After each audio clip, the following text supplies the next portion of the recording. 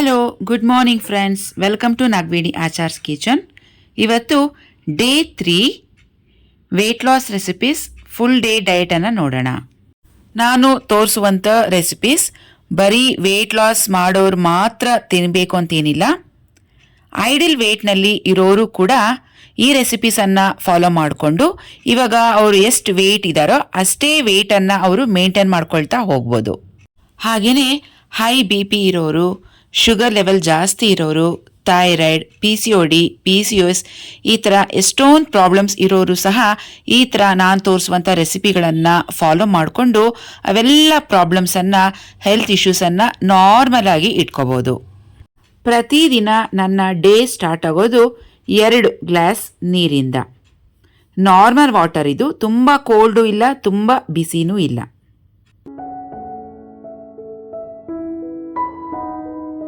ನಂತರ ನನ್ನ daily workout start ಮಾಡ್ಕೋತೀನಿ. ನಾನು ಪ್ರತಿದಿನ ಎಕ್ಸಸೈಸನ್ನು 30 to 40 ಮಿನಿಟ್ಸ್ ಮಾಡ್ತೀನಿ. ಒಂದೊಂದು ದಿನ ಜಾಸ್ತಿನೂ ಮಾಡ್ತೀನಿ, 1 ಅವರ್ ತನಕ ಮಾಡ್ತೀನಿ. ಇದು ನನ್ನ ಟೈಮ್ ಮೇಲೆ ಡಿಪೆಂಡ್ ಆಗುತ್ತೆ. ಟೈಮ್ ಇದ್ದಾಗ 1 ಅವರ್ ಮಾಡ್ತೀನಿ, ಟೈಮ್ ಕಮ್ಮಿ ಇದ್ದಾಗ 30 ಮಿನಿಟ್ಸ್ ಮಾಡ್ತೀನಿ. ಫ್ರೆಂಡ್ಸ್, ನಿಮಗೆ ನಾನು ಮಾಡುವಂತಹ ಡೈಲಿ ಎಕ್ಸಸೈಸ್ ಸಪ್ರೇಟ್ ವಿಡಿಯೋ ಬೇಕು ಅಂತ ಹೇಳಿದ್ರೆ ಕಮೆಂಟ್ ಮಾಡಿ, ಒಂದು ಸಪ್ರೇಟ್ ವಿಡಿಯೋ ಮಾಡಿ ಅಪ್ಕಮಿಂಗ್ ಡೇಸಲ್ಲಿ ನಿಮಗೆ ಪೋಸ್ಟ್ ಮಾಡ್ತೀನಿ. ಎಕ್ಸಸೈಸ್ ಮಾಡಿದ ಸ್ವಲ್ಪ ಹೊತ್ತಿಗೆ ನಾನು ಡಿಟಾಕ್ಸ್ ಟೀಯನ್ನು ಕುಡಿತೀನಿ. ಈ ಡಿಟಾಕ್ಸ್ ಟೀ ಪೌಡರನ್ನು ಮಾಡಿ ನಾನು ಇಟ್ಕೊಂಬಿಟ್ಟಿರ್ತೀನಿ. ಅದೇ ಡಿಟಾಕ್ಸ್ ಪೌಡರನ್ನು ಡೈಲಿ ಯೂಸ್ ಮಾಡ್ಕೋತೀನಿ. ಸೊ ನಿಮಗೂ ಕೂಡ ಯೂಸ್ ಆಗುತ್ತೆ ಅಂತೇಳಿ ಇವತ್ತು ತೋರಿಸ್ತಾ ಇದ್ದೀನಿ. ನಾನಿಲ್ಲಿ ಡಿಟಾಕ್ಸ್ ಟೀ ಮಾಡ್ಕೊಳ್ಳೋದಕ್ಕೆ 2 ಸ್ಪೂನ್ ಧನಿಯಾ, 2 ಸ್ಪೂನ್ ಸೋಂಪು, 2 ಸ್ಪೂನ್ ಅಜ್ವೈನ್ ಅಥವಾ ಓಂ ಕಾಳು, 2 ಸ್ಪೂನ್ ಜೀರಿಗೆ, ಹಾಗೆಯೇ 5 ರಿಂದ 6 ಪೀಸಷ್ಟು ಚಕ್ಕೆ, 2 ಏಲಕ್ಕಿ, 5 ರಿಂದ 6 ಲವಂಗ. ಇವಿಷ್ಟು ಸಾಮಗ್ರಿಗಳು ನಮ್ಮ ಡಿಟಾಕ್ಸ್ ಟೀ ಮಾಡ್ಕೊಳ್ಳೋದಕ್ಕೆ ಬೇಕಾಗುತ್ತೆ. ನೋಡಿ, ಇವೆಲ್ಲ ಸಾಮಗ್ರಿಗಳು ನಮ್ಮ ಅಡುಗೆ ಮನೆಯಲ್ಲೇ ಸಿಗುತ್ತೆ. ಈಗ ಇವಿಷ್ಟು ಸಾಮಗ್ರಿಗಳನ್ನು ಮಿಕ್ಸಿ ಜಾರ್ಗೆ ಹಾಕ್ಕೋತೀನಿ. ಯಾವುದೇ ರೀತಿಯಾಗಿ ಬಿಸಿ ಮಾಡೋದು, ಫ್ರೈ ಮಾಡೋದು ಬೇಡ. ಹಸಿಯಾಗೇ ಮಿಕ್ಸಿ ಜಾರ್ಗೆ ಹಾಕ್ಕೊಂಡು ಈ ರೀತಿಯಾಗಿ ಪುಡಿ ಮಾಡ್ಕೊಳ್ಳಿ. ತುಂಬ ನುಣ್ಣಕ್ಕೂ ಬೇಡ, ತುಂಬ ತರಿಯಾಗೂ ಬೇಡ. ನೋಡಿ, ಈ ರೀತಿಯಾಗಿ ಪೌಡರ್ ಮಾಡಿಕೊಂಡ್ರೆ ಸಾಕು. ಇದನ್ನು ಸ್ಟೋರ್ ಮಾಡಿ ಇಟ್ಕೋಬೋದು. ಸುಮಾರು 1 ತಿಂಗಳವರೆಗೂ ಬರುತ್ತೆ. ನೀವು ಪ್ರತಿದಿನ ಈ ಡಿಟಾಕ್ಸ್ ಟೀ ಕುಡಿಬೇಕು ಅನಿಸಿದ್ರೆ ಸ್ವಲ್ಪ ಜಾಸ್ತಿ ಪ್ರಮಾಣದಲ್ಲೇ ಮಾಡಿ ಒಂದು ಗ್ಲಾಸ್ ಜಾರ್ಗೆ ಹಾಕಿ ಇಟ್ಬಿಡಿ, ಸ್ಟೋರ್ ಮಾಡಿ ಇಟ್ಕೊಳ್ಳಿ. ಈಗ ಸುಮಾರು 2 ಗ್ಲಾಸಷ್ಟು ನೀರು ಬಿಸಿಯಾಗೋದಕ್ಕೆ ಸ್ಟವ್ ಮೇಲೆ ಇಟ್ಟಿದ್ದೀನಿ. ಇದರಲ್ಲಿ ಸುಮಾರು 1 ಸ್ಪೂನಷ್ಟು ಈ ಪೌಡರ್ ಏನು ಮಾಡ್ಕೊಂಡಿದ್ವಿ ಇದನ್ನು ಹಾಕ್ತಾ ಇದ್ದೀನಿ. ಈ ನೀರು ಎಲ್ಲಿವರೆಗೂ ನಾವು ಕುದಿಸ್ಬೇಕು ಅಂತ ಹೇಳಿದ್ರೆ 2 ಗ್ಲಾಸ್ ಇರುವಂಥ ನೀರು 1 ಗ್ಲಾಸ್ ಆಗಬೇಕು. ಅಲ್ಲಿವರೆಗೂ ಸಿಮ್ ಫ್ಲೇಮ್ನಲ್ಲಿ ಚೆನ್ನಾಗಿ ಇದನ್ನು ಕುದಿಸ್ಕೊಳ್ಳಿ. ಆನಂತರ ಇದನ್ನು ಶೋಧಿಸ್ಕೊಳ್ಳಿ, ಒಂದು ಗ್ಲಾಸ್ ಜಾರ್ಗೆ ಹಾಕ್ಕೊಳ್ಳಿ. ನೋಡಿ, ನಮ್ಮ ಡಿಟಾಕ್ಸ್ ಟೀ ರೆಡಿ ಆಗುತ್ತೆ. ಇಷ್ಟೇ ಸಾಕು, ತುಂಬ ಜಾಸ್ತಿನೂ ಬೇಡ, ತುಂಬ ಕಮ್ಮಿನೂ ಬೇಡ. ಇಷ್ಟು ತಗೊಂಡ್ರೆ ಸಾಕು. ಪ್ರತಿದಿನ ಡಿಟಾಕ್ಸ್ ಟೀ ತಗೊಳ್ಳೋದ್ರಿಂದ ನಮ್ಮ ಬಾಡಿಯಲ್ಲಿ ಇರುವಂಥ ಟಾಕ್ಸಿನ್ಸ್, ಕೆಮಿಕಲ್ಸ್ ಎಲ್ಲ ಸುಲಭವಾಗಿ ಹೊರಗಡೆ ಹೋಗುತ್ತೆ. ನಮ್ಮ ಸ್ಕಿನ್ ಕೂಡ ತುಂಬ ಶೈನಿಂಗ್ ಆಗುತ್ತೆ. ಇವತ್ತು ಸ್ವಲ್ಪ ವೆಜಿಟೇಬಲ್ಸನ್ನು ಶಾಪಿಂಗ್ ಮಾಡಿದ್ದೀನಿ. ಏನೇನು ಶಾಪಿಂಗ್ ಮಾಡಿದ್ದೀನಿ ತೋರಿಸ್ತೀನಿ ಬನ್ನಿ. ಸೊ ಕ್ಯಾರೆಟ್ ತೊಗೊಂಡಿದ್ದೀನಿ, ಬ್ರೋಕೊಲಿ, ಕ್ಯಾಪ್ಸಿಕಮ್, ಮಶ್ರೂಮ್ ತೊಗೊಂಡಿದ್ದೀನಿ. ಮೊಸರು ಡೈಲಿ ಬೇಕೇ ಬೇಕಾಗುತ್ತೆ, ಅದೊಂದು ಅರ್ಧ ಲೀಟರ್ ತಂದಿದ್ದೀನಿ. ಸುಮಾರು ನಮಗೆ 1 ರಿಂದ 2 ಲೀಟರಷ್ಟು ಮೊಸರು ಬೇಕಾಗುತ್ತೆ ಪ್ರತಿದಿನ. ನೆನ್ನೆ ತಂದಿದ್ದ ಮೊಸರು ಹಾಗೇ ಇದೆ ಮನೇಲಿ, ಹಾಗಾಗಿ ಇವತ್ತು ಅರ್ಧ ಲೀಟರ್ ತೊಗೊಂಡಿದ್ದೀನಿ. ನೋಡಿ, ಇವಾಗ ನಾನು ತೋರಿಸ್ತಿರೋಂಥದ್ದು ಬ್ರೋಕೊಲಿ. ಇದು 1 ಪೀಸ್ಗೆ 25 ರೂಪೀಸ್ ಅಷ್ಟೇ, ತುಂಬ ಕಮ್ಮಿ ಬೆಲೆಗೆ ಸಿಗುತ್ತೆ. ಇದು ಕಾಲಿಫ್ಲವರ್, ಕ್ಯಾಬೇಜ್ ಫ್ಯಾಮಿಲಿಗೆ ಸೇರಿದಂಥ ತರಕಾರಿ. ವೆಯ್ಟ್ ಲಾಸ್ ರೆಸಿಪೀಸಲ್ಲಿ ಬ್ರೋಕೊಲಿಯನ್ನು ಹೆಚ್ಚಾಗಿ ಬಳಸೋದು ತುಂಬಾ ಉತ್ತಮ.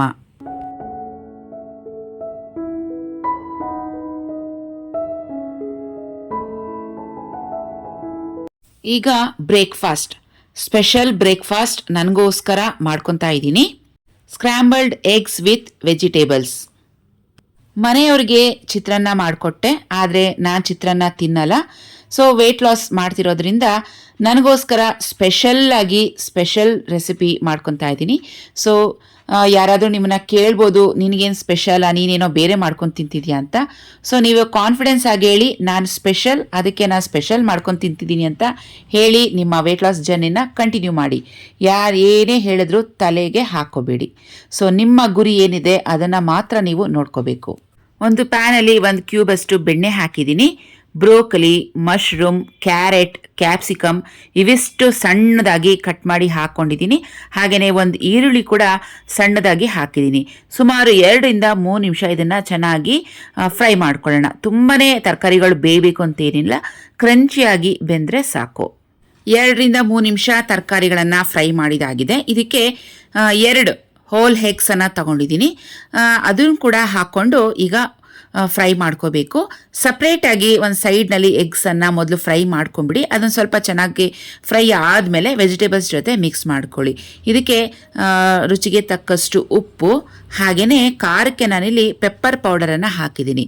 ಈ ರೆಸಿಪಿ ಅಂತೂ ಸಖತ್ತಾಗಿರುತ್ತೆ. ಸೊ ವೆಜಿಟೇಬಲ್ ಎಗ್ ಬುರ್ಜಿ ಅಂತಲೇ ಹೇಳ್ಬೋದು, ತುಂಬಾ ಚೆನ್ನಾಗಿರುತ್ತೆ. ಹಾಗೆ ಫಿಲ್ಲಿಂಗ್ ಅಂತ ಹೇಳ್ಬೋದು. ಈ ಬ್ರೇಕ್ಫಾಸ್ಟನ್ನು ನಾವು ತಿಂದರೆ 3 ರಿಂದ 4 ಅವರ್ ಯಾವುದೇ ರೀತಿಯಾಗಿ ನಮಗೆ ಹೊಟ್ಟೆ ಹಶ್ವನದೇ ಆಗಲ್ಲ. ತುಂಬ ಫಿಲ್ಲಿಂಗ್ ಆಗಿರುತ್ತೆ. ಬ್ರೋಕ್ಲಿಲಿ ಫೈಬರ್ ಅಂಶ ಹೆಚ್ಚಾಗಿರುತ್ತೆ. ಆದ್ದರಿಂದ ಸೊ ಒಂದು ಸಲ ನೀವು ಇದನ್ನು ಟ್ರೈ ಮಾಡಿ, ರೆಸಿಪಿ ತುಂಬಾ ಚೆನ್ನಾಗಿರುತ್ತೆ. ನೋಡಿ, ನನ್ನ ಬ್ರೇಕ್ಫಾಸ್ಟ್ ರೆಡಿಯಾಗಿದೆ. ನಾನಿವಾಗ ಇದನ್ನು ಟಿ ವಿ ನೋಡಿಕೊಂಡು ಸಖತ್ತಾಗಿ ಎಂಜಾಯ್ ಮಾಡ್ಕೊಳ್ತಾ ತಿಂತೀನಿ.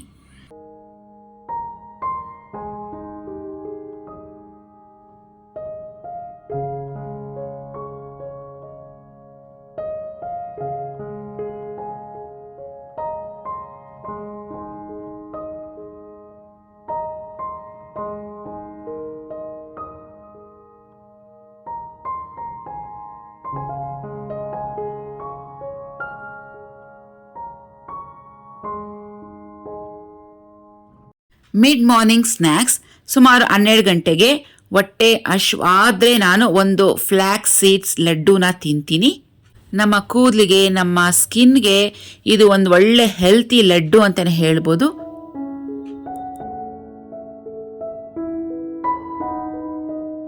ಈಗ ನನ್ನ ಲಂಚ್ ಟೈಮ್. ಲಂಚ್ಗೆ ರಾಗಿ ಮುದ್ದೆ, ಹಲಸಂದೆ ಕಾಳಿನ ಸಾಂಬಾರನ್ನು ತಗೊಂಡಿದ್ದೀನಿ. ರಾಗಿ ಮುದ್ದೆ ಮಾಡೋದಕ್ಕೆ ಸುಮಾರು ಒಂದು 2 ಗ್ಲಾಸಷ್ಟು ನೀರನ್ನು ಸ್ಟವ್ ಮೇಲೆ ಬಿಸಿಯಾಗೋದಕ್ಕೆ ಇಟ್ಟಿದ್ದೀನಿ. ಸುಮಾರು 2 ಸ್ಪೂನಷ್ಟು ರಾಗಿ ಹಿಟ್ಟನ್ನು ಒಂದು ಕಪ್ಪಲ್ಲಿ ಸ್ವಲ್ಪ ತಣ್ಣಗಿರುವಂಥ ನೀರನ್ನು ಹಾಕ್ಕೊಂಡು ಗಂಟಿಲ್ದಂಗೆ ಚೆನ್ನಾಗಿ ಮಿಕ್ಸ್ ಮಾಡ್ಕೊಳ್ಳಿ. ಸ್ವಲ್ಪ ಗಂಜಿ ಥರ ಇರಬೇಕಿದು. ಈ ರೀತಿಯಾಗಿ ಮಿಕ್ಸ್ ಮಾಡಿಕೊಂಡು ಇದನ್ನು ಸ್ಟವ್ ಮೇಲೆ ಇಟ್ಟಿದ್ವಲ್ಲ ಪಾತ್ರೆ, ಅದಕ್ಕೆ ಹಾಕೋಬೇಕು. ಈ ರೀತಿ ಮಾಡೋದ್ರಿಂದ ಮುದ್ದೆ ತುಂಬ ತೆಳುವಾಗಿ ಬರುತ್ತೆ, ಸ್ವಲ್ಪನೂ ಗಂಟಿಲ್ದಿರೋ ಥರ ಬರುತ್ತೆ, ತುಂಬ ಚೆನ್ನಾಗಿ ಬರುತ್ತೆ. ಮುದ್ದೆ ನಾನು ಸ್ವಲ್ಪ ತೆಳುವಾಗೇ ಮಾಡ್ಕೋತೀನಿ. ನಮ್ಮ ಹಸ್ಬೆಂಡ್ಗೆ ಒಂದೊಂದು ಸಲ ಗಟ್ಟಿಯಾಗಿ ಬೇಕು ಅಂದರೆ ಅವ್ರಿಗೆ ಗಟ್ಟಿಯಾಗಿ ಮಾಡಿಕೊಡ್ತೀನಿ. ನಾನು ಯಾವಾಗಲೂ ಸ್ವಲ್ಪ ತೆಳುವಾಗಿಯೇ ರಾಗಿ ಮುದ್ದೆ ತಿನ್ನೋದು. ನೋಡಿ, ಅದು ನೀರು ಸ್ವಲ್ಪ ಚೆನ್ನಾಗಿ ಕುದಿ ಬಂದಮೇಲೆ ನೊರೆ ಥರ ಮೇಲೆ ಉಕ್ಕಿ ಬರುತ್ತೆ. ಆ ಟೈಮ್ನಲ್ಲಿ ರಾಗಿ ಹಿಟ್ಟನ್ನು ಹಾಕ್ತಾಯಿದ್ದೀನಿ. ಸುಮಾರು ಒಂದು 2 ದೊಡ್ಡ ಸ್ಪೂನಷ್ಟು ರಾಗಿ ಹಿಟ್ಟನ್ನು ಹಾಕ್ತಾಯಿದ್ದೀನಿ. ಇದನ್ನು ಕಲಿಸ್ಬಾರ್ದು. ಈಗಲೇ ಒಂದು ಮುದ್ದೆ ಕೋಲು ಈ ರೀತಿಯಾಗಿ ಇಟ್ಬಿಟ್ಟು ಅದನ್ನು ಸುಮಾರು ಒಂದು 3 ರಿಂದ 4 ನಿಮಿಷ ಚೆನ್ನಾಗಿ ಬೇಯೋದಕ್ಕೆ ಇಟ್ಬಿಡೋಣ. 3 ರಿಂದ 4 ನಿಮಿಷ ಬೆಂದ ಮೇಲೆ ಅದನ್ನು ಸ್ಟವನ್ನು ಸಿಮ್ ಫ್ಲೇಮ್ ಮಾಡ್ಕೊಂಬಿಡಿ. ಈ ಥರ ಮುದ್ದೆ ಕೋಲಲ್ಲಿ ಚೆನ್ನಾಗಿ ಮಿಕ್ಸ್ ಮಾಡ್ಕೋಬೇಕು. ಕೈ ಬಿಡ್ದಿರೋ ರೀತಿಯಲ್ಲಿ ಸ್ಟಾಪ್ ಮಾಡ್ದಿರ ಒಂದೇ ಸಮನೆ ಈ ರೀತಿಯಾಗಿ ಮಿಕ್ಸ್ ಮಾಡ್ಕೊಳ್ಳಿ. ನಾವು ಬಿಟ್ಟು ಸ್ಟಾಪ್ ಮಾಡಿ ಮಿಕ್ಸ್ ಮಾಡಿದ್ರೆ ಗಂಟಾಗ್ಬಿಡತ್ತೆ. ನೋಡಿ, ಈ ರೀತಿಯಾಗಿ ಚೆನ್ನಾಗಿ ಮಿಕ್ಸ್ ಮಾಡ್ಕೋಬೇಕು. ಮುದ್ದೆ ಮಾಡೋದಕ್ಕೆ ಮುದ್ದೆ ಕೋಲ್ ಇಲ್ಲ ಅಂತ ಹೇಳಿದ್ರೆ ನಾನಿಲ್ಲಿ ಯೂಸ್ ಮಾಡ್ತಿದ್ದೀನಲ್ವಾ ವುಡನ್ ಸ್ಪೂನ್. ಇದೆಲ್ಲ ಪಾತ್ರೆ ಅಂಗಡಿಗಳಲ್ಲೂ ಸಿಗುತ್ತೆ. ದೇವಸ್ಥಾನಗಳಿಗೆ ಹೋದಾಗ ಅಲ್ಲಿ ಹೊರಗಡೆ ಗಾಡಿ ಮೇಲೆ ಎಲ್ಲ ಇಟ್ಕೊಂಡು ಮಾರ್ತಾ ಇರ್ತಾರೆ. ಒಂದು 20-30 ರೂಪಾಯಿ ಅಷ್ಟೇ ಈ ವುಡನ್ ಸ್ಪೂನು. ಈ ಥರ ತಂದಿಟ್ಕೊಳ್ಳಿ, ಮುದ್ದೆ ಮಾಡೋಕ್ಕೆ ತುಂಬಾ ಈಸಿ ಆಗುತ್ತೆ. ನಾನಿದನ್ನು ಲಾಸ್ಟ್ ಟೈಮ್ ತಿರುಪತಿಗೆ ಹೋಗಿದ್ದೆ, ಆವಾಗ ತಂದಿದ್ದೀನಿ. ನೋಡಿ ಎಷ್ಟು ಚೆನ್ನಾಗಾಗಿದೆ ಅಲ್ವಾ. ಗಂಟಿಲ್ದಿರೋ ರೀತಿಯಲ್ಲಿ ಚೆನ್ನಾಗಿ ಇದನ್ನು ಮಿಕ್ಸ್ ಮಾಡಿಕೊಂಡು ಮುಚ್ಚಳ ಮುಚ್ಚಿಟ್ಬಿಟ್ಟು ಮತ್ತೆ ಸುಮಾರು ಒಂದು 2 ನಿಮಿಷ ಬೇಯಿಸ್ಕೊಳ್ಳೋಣ. ಆಮೇಲೆ ಅದನ್ನು ಒಂದು ಬೌಲಲ್ಲಿ ಈ ರೀತಿಯಾಗಿ ಹಾಕ್ಕೊಂಡಿದ್ದೀನಿ. ಉಂಡೆನೇ ಮಾಡಿ ಇಟ್ಕೋಬೇಕು ರಾಗಿ ಮುದ್ದೆ ಅಂತೇನಿಲ್ಲ. ನಿಮ್ಗೆ ಯಾವ ಥರ ಬರುತ್ತೋ ಆ ಥರ ಮಾಡ್ಕೊಳ್ಳಿ. ಒಟ್ಟಿನಲ್ಲಿ ಚೆನ್ನಾಗಿ ಬೇಯಿಸಿರಬೇಕು ಅಷ್ಟೇ ರಾಗಿ ಮುದ್ದೆ, ಅದು ತುಂಬ ಇಂಪಾರ್ಟೆಂಟು. ನೋಡಿ, ಈ ಥರ ಒಂದು ಕಪ್ಪಲ್ಲಿ ಹಾಕ್ಕೊಂಡು ಆ ಕಪ್ಪನ್ನ ಈ ಥರ ಬೋಲ್ ಹಾಕ್ಬಿಟ್ಟು ತಟ್ಟೆಗೆ ತೆಗೆದ್ರೆ ಕ್ಲೀನಾಗಿ ಮೋಲ್ಡ್ ಶೇಪ್ನಲ್ಲಿ ಬರುತ್ತೆ. ನೋಡಿ ತುಂಬ ಚೆನ್ನಾಗಿ ಬಂದಿದೆ, ತುಂಬ ಸಾಫ್ಟ್ ಆಗಿದೆ, ಬೇಗ ಜೀರ್ಣ ಕೂಡ ಆಗುತ್ತೆ. ಮಕ್ಕಳಿಗೂ ಸಹ ನಾವು ಇದೇ ಥರ ತೆಳುವಿಗೆ ಮಾಡಿ ತಿನ್ನಿಸ್ಬೇಕು. ಕೆಲವ್ರ ಮನೇಲಿ ಸ್ವಲ್ಪ ಗಟ್ಟಿಯಾಗಿ ಮಾಡಿ ತಿಂದು ರೂಢಿ ಅವ್ರಿಗೆ. ಸೊ ಒಬ್ಬೊಬ್ಬರ ಮನೇಲಿ ಒಂದೊಂದು ಥರ. ನಮ್ಮ ಮನೇಲಿ ಎರಡೂ ಥರ ಮಾಡ್ತೀನಿ. ಈ ಥರ ತೆಳುವಾಗೂ ಮಾಡ್ತೀನಿ, ಸ್ವಲ್ಪ ಗಟ್ಟಿ ಬೇಕು ಅಂದರೆ ಗಟ್ಟಿಯಾಗೂ ಮಾಡ್ತೀನಿ. ಸೊ ನಿಮ್ಮ ಚಾಯ್ಸ್, ಯಾವ ರೀತಿ ಬೇಕಾದ್ರೂ ಮಾಡ್ಕೊಳ್ಳಿ. ಚೆನ್ನಾಗಿ ಬೇಯಿಸೋದು ತುಂಬಾ ಮುಖ್ಯ. ನಾನು ಊಟ ಮಾಡಿದ ಒಂದು ಅರ್ಧ ಮುಕ್ಕಾಲು ಗಂಟೆ ಬಿಟ್ಟು 1 ಗ್ಲಾಸ್ ಅಷ್ಟು ಮಜ್ಜಿಗೆಯನ್ನು ಕುಡಿತೀನಿ. ಮಜ್ಜಿಗೆಗೆ ನಾನಿಲ್ಲಿ ಸಾಲ್ಟ್ ಸೇರಿಸಿಲ್ಲ, ನನಗೆ ರೂಢಿ ಇಲ್ಲ. ನಿಮಗೆ ಬೇಕು ಅಂದರೆ ಸಾಲ್ಟನ್ನು ಸೇರಿಸ್ಕೋಬೋದು ಮಜ್ಜಿಗೆಗೆ. ಇವತ್ತು ರಾಗಿ ಮುದ್ದೆ ಜೊತೆಗೆ ಹಲಸಂದೆ ಕಾಳು ಹಾಕಿ ಹುಳಿಯನ್ನು ಮಾಡಿದ್ದೀನಿ. ಸಾಂಬಾರು ಮಾತ್ರ ಸೂಪರ್ ಆಗಿದೆ, ಅದು ಮುದ್ದೆ ಜೊತೆಗೆ ಇನ್ನೂ ಸಖತ್ತಾಗಿದೆ. ಈ ಹಲಸಂದೆ ಕಾಳಿನ ಹುಳಿ ರೆಸಿಪಿ ಈಗಾಗಲೇ ನಮ್ಮ ಚಾನಲಲ್ಲಿ ಪೋಸ್ಟ್ ಮಾಡಿದ್ದೀನಿ. ನಿಮಗೆ ವಿಡಿಯೋ ಬೇಕು ಅಂದರೆ ಕಮೆಂಟ್ ಸೆಕ್ಷನಲ್ಲಿ ಕಮೆಂಟ್ ಮಾಡಿ, ವಿಡಿಯೋವಿನ ಲಿಂಕನ್ನು ನಾನು ಕೊಡ್ತೀನಿ.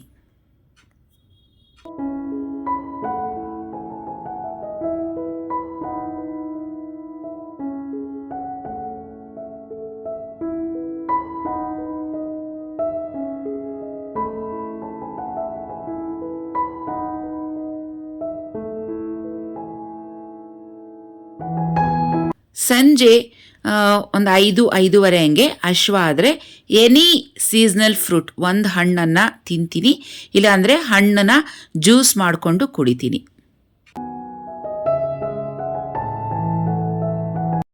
ರಾತ್ರಿ ಊಟ 8 ಗಂಟೆ ಒಳಗೆ ಮುಗಿಸೋದಕ್ಕೆ ಟ್ರೈ ಮಾಡ್ತೀನಿ. ಇವತ್ತು ವೆಜ್ ಆಮ್ಲೆಟ್ ಮಾಡ್ಕೊಂಡಿದ್ದೀನಿ. ಸೊ ವೆಜ್ ಆಮ್ಲೆಟ್ಗೆ ಬೆಳಗ್ಗೆ ತಂದಿದ್ನಲ್ವ ಅದೇ ತರಕಾರಿಗಳನ್ನು ಬಳಸ್ಕೊತಾ ಇದ್ದೀನಿ. ಮಶ್ರೂಮ್, ಕ್ಯಾಪ್ಸಿಕಮ್, ಈರುಳ್ಳಿ, 1 ಟೊಮೆಟೊ ಎಲ್ಲ ಸಣ್ಣದಾಗಿ ಕಟ್ ಮಾಡಿ ಹಾಕ್ಕೊಂಡಿದ್ದೀನಿ ಒಂದು ಬೌಲ್ಗೆ. ಇದಕ್ಕೆ ಮೊಟ್ಟೆ ಹಾಕ್ತಾ ಇಲ್ಲ, ಮೊಟ್ಟೆ ಬದಲಿಗೆ ಕಡಲೆ ಹಿಟ್ಟನ್ನು 2 ಸ್ಪೂನಷ್ಟು ಹಾಕ್ತಾ ಇದ್ದೀನಿ. ಹಾಗೆ ಇದಕ್ಕೆ 1 ಸ್ಪೂನಷ್ಟು ಅಜ್ವೈನ್ ಅಥವಾ ಓಂಕಾಳು ಜೀರ್ಣಶಕ್ತಿಯನ್ನು ಹೆಚ್ಚು ಮಾಡುತ್ತೆ.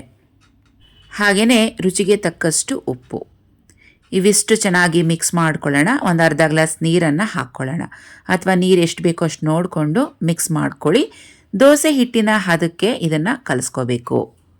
ಆಮೇಲೆ ಫ್ರೆಂಡ್ಸ್, ಬೆಳಗ್ಗೆ ಬ್ರೇಕ್ಫಾಸ್ಟ್ನಲ್ಲಿ ವೆಜಿಟೇಬಲ್ಸ್ ಜೊತೆ ಎಗ್ಸನ್ನು ಯೂಸ್ ಮಾಡಿದ್ದೀನಿ. ನೀವು ಯಾರಾದರೂ ಮೊಟ್ಟೆ ತಿನ್ನಲ್ಲ ಅಂತ ಇದ್ದರೆ ನೀವೇನು ಮಾಡಬೇಕು, ಮೊಟ್ಟೆ ಬದಲಿಗೆ ಪನ್ನೀರ್ ಯೂಸ್ ಮಾಡ್ಕೊಳ್ಳಿ.